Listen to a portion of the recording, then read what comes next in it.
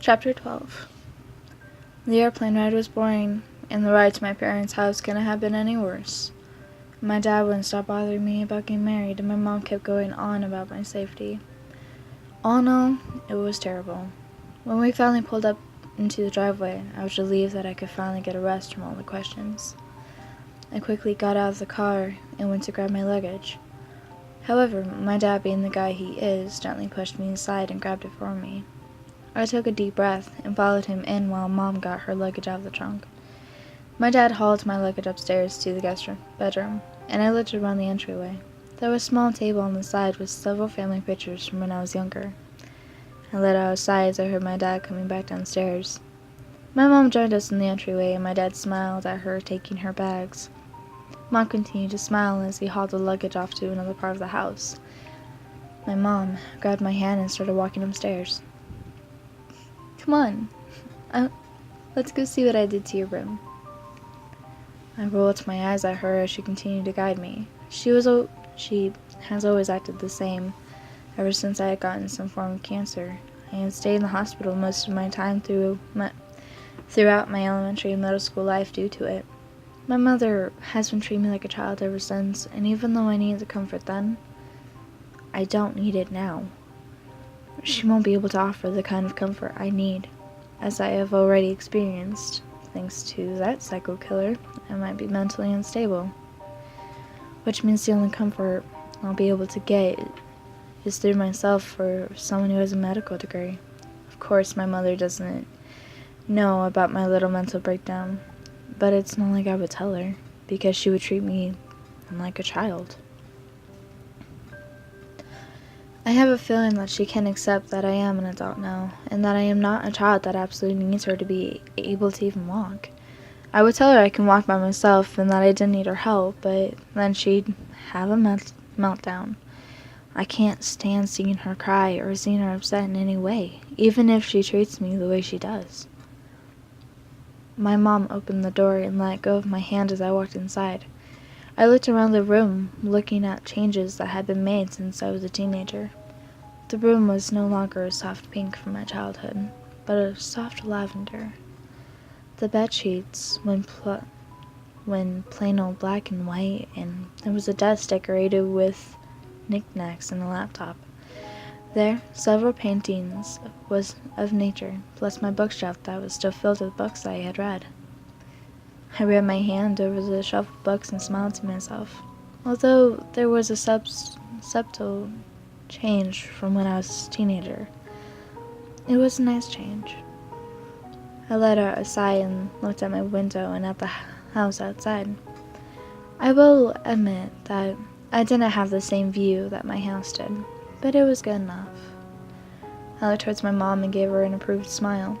She smiled back and looked behind her and said, "Well, I'll head and let you rest. I know how much you hate planes, but when you're ready, come downstairs. I'll make dinner for all of us. Okay?" I nodded in agreement. She left. Closing the door behind her, I walked over to my bed and sat down. I took another look around my room and closed my eyes. It was quiet. It was like the quiet that was at my house. A lonely silence, but a peaceful one. I lied back and let the softness of the blanket surround me. I took in a deep breath of air and felt myself relax quickly. Someone thought she escaped me, didn't she? How sad. I heard Jeff's voice throughout the peaceful silence. I opened my eyes and slowly sat up to see the hideous man before me. Like usual, there was a terrible stench of death in the air around him. I glared at him as he laughed at me. He sat on my window sill while twirling his knife in his hand. I stood up ready to dash out of the room if needed. He jumped off the sill and started to walk towards me. "What do you want, asshole?" I spat out. He chuckled and stopped right in front of me, placing the knife on my neck. I could feel myself tense up, but I half expected it to happen. It was only a matter of time before he decided it was time to end my pitiful life. He leaned forward and death filled my nose, and I wanted to cough at the horrible smell. What do I want? I want to make you miserable. That's what I want," he said, lowering his knife. I looked at him curiously and he chuckled. "Oh, so clueless. I guess it's for the best," he said and pushed me to the ground. I fell back onto my ass and he leaned forward and pointed the tip of his knife at my nose. "Know this, hon. Thanks to your little challenge, you aren't my only target now. Every person in this town is now my target, and your parents are no exception. You should really be careful next time. Not that there will be a next time," he said, chuckling afterward. He slipped his knife over my arm and started to press down. I let out a shriek as his knife broke through my skin. He let out a laugh as blood started to stain his knife. I let out another scream as he pushed the knife further into my skin. I heard the sounds of footsteps coming up the stairs, but Jeff seemed not to care.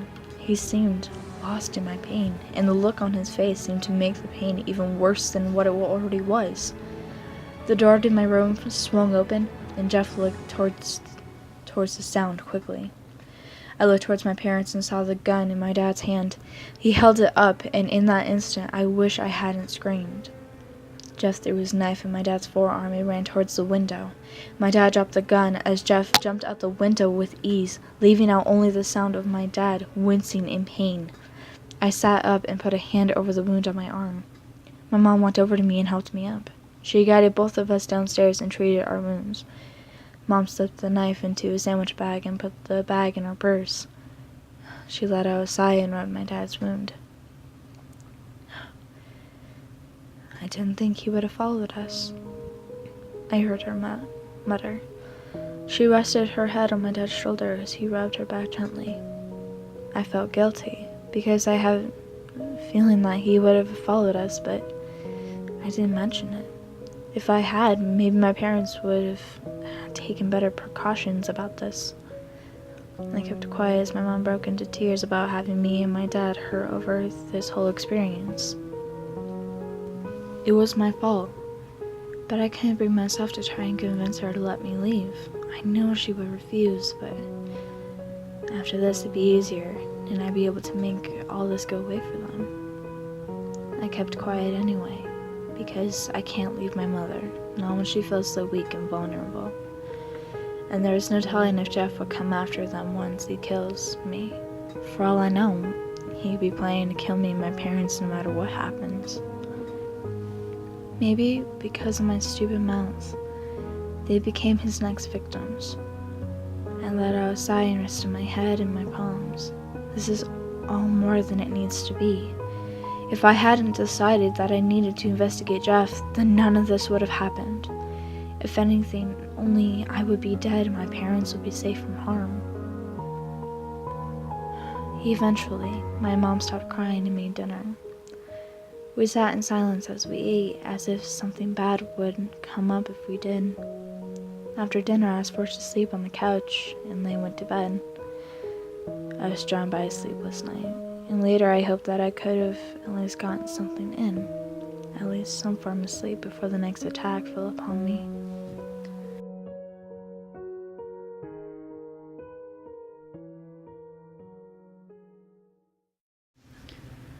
Chapter 13. I looked around at the trees around me and let out a deepening sigh. I swung my legs back and forth as the wind swept through my hair. After Mom had me situated on the couch last night, she took the knife to the police for evidence against Jeff. I don't know what it'll do, though. If anything, look at fingerprints and that's it. But thinking back to how messy he is, they probably already have his fingerprints. I looked around at the park and watched as the kids played around me. I don't know why I decided to come to the park, but whatever the reason, it makes me feel old. It also makes me feel as if I've missed something vital in my life. I let out another depressing sigh and looked up at the bright sky. It feels like the rest of the world is as happy as can be, while here I am, sulking about things I couldn't help. I heard the sound of the swing next to me creaking slightly. I looked over, and I was surprised to see Jeff sitting there next to me, just watching the kids playing. I looked forward and tried to ignore him, but after a while it became hard to keep the curiosity in. What are you doing here? I asked. I heard the swing set creak a little bit and I looked over at him. He slowly swayed himself back and forth, but kept looking forward. Hello, Mr. Insane? I say. I hear him growl, which tells me that he's at least listening. Well, to start, I don't have a knife, so I'm bored, he said. I raised an eyebrow, which I could tell he was lying through his voice. What else? I added. He let out a sigh and looked down at his feet. Just trying to remember what it's like to be normal, he mumbled. I paused for a moment and realized that he may not be an empty shell. Define normal, I said. Not insane? You said with a bit of attitude. So through your definition, you're not normal. Got it, I said. I looked away and I listened for maybe him getting up from the swing, but nothing. I looked over at him and saw him give me a questioning look. Are you trying to understand me? He asked. I raised an eyebrow in suspicion. Why would I want to understand you? I asked. He looked away and I looked away as well. The air was filled with a silence as the kids left the park with their parents, leaving us in an awkward situation that made me feel uncomfortable. If I asked, would you try to understand me? I heard him ask quietly. I looked towards him, thinking for a bit. It was an odd question. And how should I answer?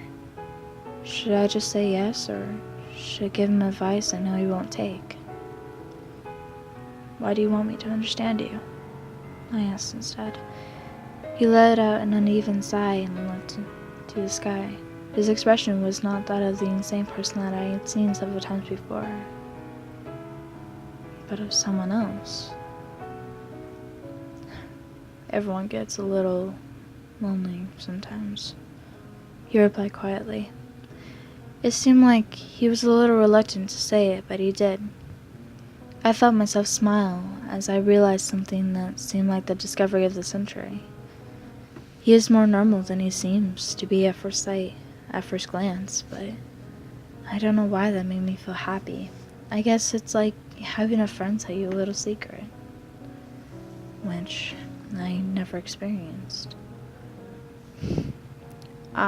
So, in other words, you want someone to love you, I said, teasingly. He looked at me from the corner of his eyes and sent me a glare. You can laugh all you want, but if you're human, you'll understand, he said, still glaring at me. I nodded because he was right.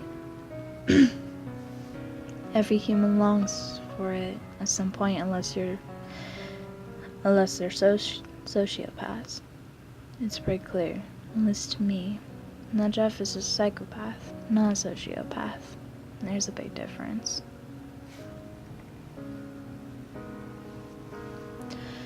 I went quiet, decided that I probably shouldn't answer. Not because I don't feel like it, but because I know how I would act. It would get me killed. We sat there in chilling silence for a long time before I heard the swing next to me creak. I looked towards him as he walked away without saying a single thing. I closed my eyes and looked towards the sky. My mind didn't swing to anything in particular, just the feel of wind on my face. The longer I sat there, the more my mind kept swaying back to my conversation with Jeff, the only one that didn't seem to revolve my unavoidable death by the famous mass killer. I let out a half laugh, half sigh. I opened my eyes. It's weird how the human mind seems to like to think about the most stupid things. I've heard people say that when an insane person does act somewhat sane, that they can be a bit charismatic. I've never believed in it because with someone who messed up in the head, how could they think like that? Well, Jeff seemed to prove me wrong very easily about stuff. The little things always makes the human mind entertain, and for the stupidest reasons.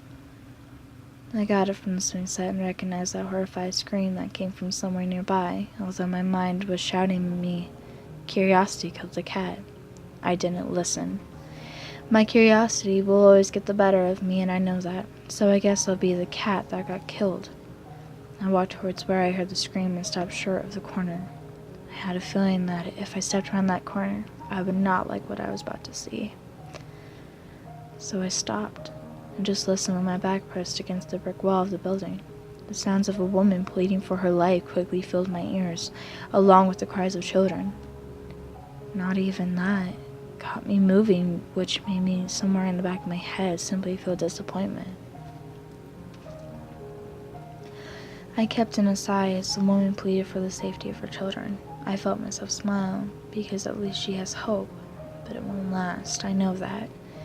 But I let go of that hope long ago. After all, when things continually get worse, most tend to give up, especially if your whole life has been constant downhill all the time. "Please, let them go, I beg you. Just kill me instead, please." I heard the woman plead at this monster threatening her children's lives. I brought up the courage to peek around the corner to see the scene. The woman was bleeding, and she was stuck on the ground, crying, and her back slumped. It was easy to say her leg was likely broken. In front of her, Jeff stood, holding a little boy by the collar of her shirt. A little girl sat by her mom, crying her little heart out as the sight before her was ruining everything she knew.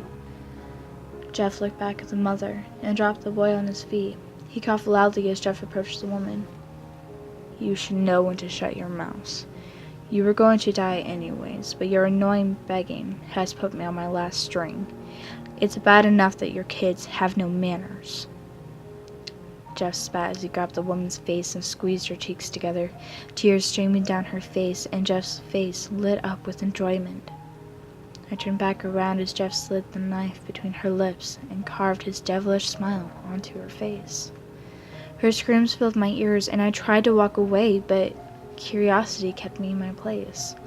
When the screaming receded to the little girl's crying, I opened my eyes, and the sight almost made me throw up. Blood everywhere. Just everywhere. Even the little girl was covered in the horrible crimson red.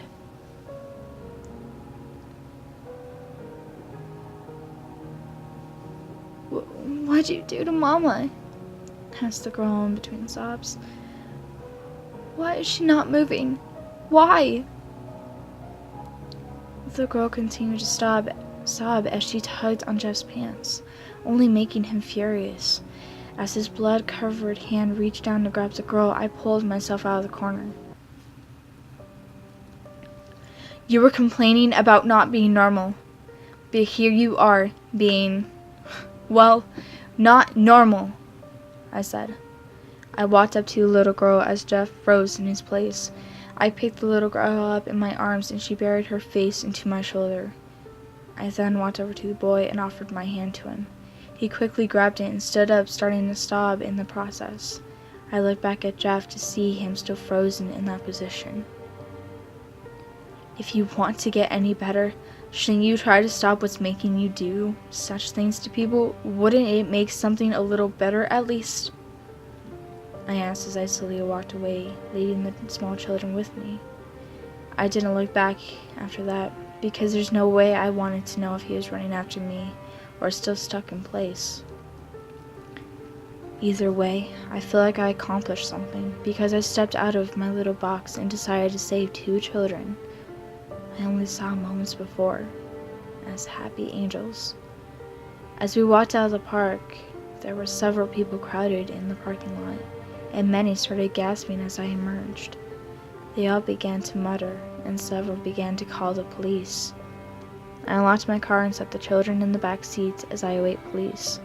I was sure that Jeff would be gone by then, but at least I could get these children to their dad.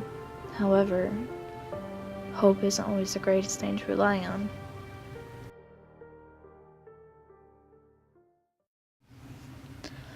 Chapter 14. I watched the two kids from where I was sitting in the kitchen as they watched TV, after the incident with Jeff a couple of days ago. I went to the police station to watch them while they contacted the dad about what happened. When they came back, they told me that their dad had died a couple years prior in combat as a soldier. So I agreed to take care of them for the time being. When I got home, Mom and Dad were already asleep, so I decided that I could wait to tell them in the morning. I watched as they got up silently and came over to me. I noticed the little girl shaking. I watched as they got up silently and came over to me. I noticed the little girl shaking violently as she held her brother's hand tightly. They stopped in front of me, and the boy looked up at me with a sad expression on his face. We're hungry, he mumbled. I smiled at them and got up to get them some cereal. They immediately started to chow down when I put the bowls in front of them, and I sat down across from them and watched them as they ate their food as quick as possible. The boy finished first, so I smiled and decided it was time to get to know them. So, what are your names?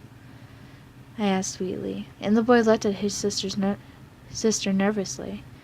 After a moment, he turned back towards me and slowly answered. I'm Skylar. My sister is Aline, he answered. I'm Tara, I said. The little girl looked at me and gave me a curious look. How old are you? She asked. I smiled and leaned back in my chair. I'm almost 26, I said, and both their mouths dropped open. You're as old as Mommy was, exclaimed the boy, and I laughed. They giggled loudly, and I watched happily as they cheered up. My mom came into the room and raised her eyebrow at the children sitting at the table. She motioned for me to follow her out of the room, and I got up, smiling at them. I followed her, and she took me to Dad's study. Why are there kids in the kitchen? If you had kids with someone when you were a teen, I swear, she said. I rolled my eyes and sat down on the couch. I did not have kids. That stupid killer was going to kill them, so I ran off with them, and yes, I went to the police to see if they had parents, I said. She nodded and let out a small sigh. I could tell that she was happy that I hadn't had kids, yet, even though they wanted me to get married, she looked at me and smiled. Well, good luck with them, because I want you to handle them by yourself, she said. I rolled my eyes and nodded. I knew what this was about, and it annoyed the hell out of me. I sighed and got up and left the room with my mom watching me as usual. I went to the living room to see the kids watching TV like last time. I walked into the kitchen to find their bowls still on the table. I grabbed them and rinsed them out, put them in the dishwasher. I went back out there to see my dad socializing with them. I smiled and sneaked away to go upstairs to explore. I found my old room and curiously poked my head inside. It was just how I left it. The walls were a calm baby blue. The rest of the room was in shades of cool colors.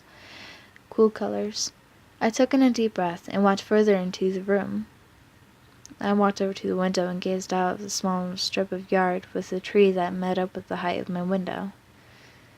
I remember how when I was a teenager there was this boy that I had liked next door, but he was murdered and his brother disappeared.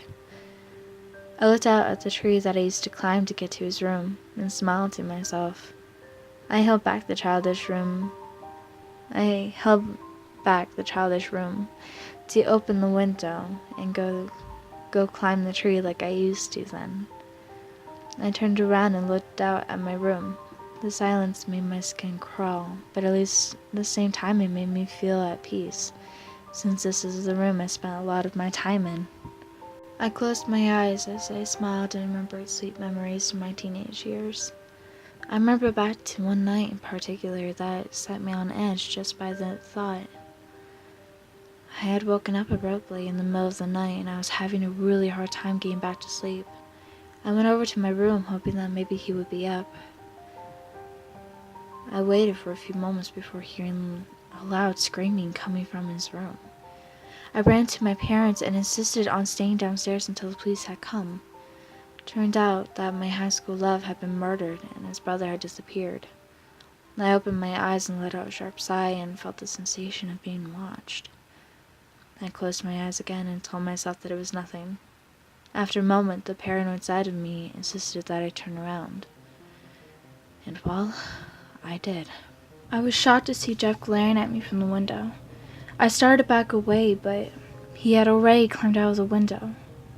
After me. I started to run towards the door, but tripped on the rug in the middle of the room. I cursed under my breath and tried to force myself up. I was suddenly forced back onto the ground, and I gasped at the impact. Oh, hello, Tara. You have no clue how angry I am. I heard a deep voice say from the calming silence. I could hear the anger in his voice, and it was unmistakable. I turned my head to look at the man looming over me that was climbing out the window not too long ago. I tried to grab a breath, but it just wasn't happening. I've had my last straw with you. Taking my fucking kill? That was it for you in your pathetic human life. He yelled as he planted himself on my back. I squirmed as I tried to get free from under his weight. Even if he wasn't very heavy, it was enough to keep me on the ground. I'm sick of watching you struggle like a pathetic animal. After some point, it does get annoying, you know. He said as I felt his body weight shift forward. I'm done with wasting my precious time watching you squirm like a worm. So, it's time for you to go to sleep, Tara. He whispered those words into my ear, and my eyes widened fearfully. No matter what I say about being ready to die, I know that I will never be ready, especially if it's by his blood-covered hands. I opened my mouth and did the one thing that I knew would land me an injury. I screamed. I heard him chuckle as he stood up and grabbed me by the hair and pulled me up. My breathing hitched as I gritted in pain from him pulling my long hair. That's right. Scream all you want. No one's coming for you. He whispered into my ear. I was met by a stench that always surrounds him, and I thought about the countless number of people that had died from his hands. I held back the feeling to scream again and give me his satisfaction. He growled in my ears as he brought the knife to my stomach. Remembering past memories, I let out another scream, trying to wiggle away from his grip. He laughed and pulled me backwards as he screamed as loud as I could. He lifted me up off the ground and held me so my neck was situated in the middle of the window. I wonder what your blood would look like on the window, he said, laying out a psychotic laugh. I screamed louder as tears started streaming down my face. I closed my eyes and felt his knife against my neck. I heard the door burst open and the knife dropped from my throat. Jeff whipped around, pulling me with him. I strained to see the person at the door with tears flooding my eyes. I heard the sound of a gun being loaded, and I was dropped onto the ground. I broke into loud sobs as I tried to put my mind in another matter. I heard the sound of the gun going off, and I felt something fall next to me. I looked up to see Jeff kneeled next to me, holding his right arm that was dripping with crimson blood. There was a shocked expression on his face. He looked down at the floor. I watched as he slowly looked up and seemed to be horrified as he gazed at the person standing in the doorway. I almost wanted to crawl over to him and hug him and tell him it was going to be okay. I kept myself in check as I gazed at his shocked face. After a while, it took all I had not to try and make him feel better. And that scared me beyond reason.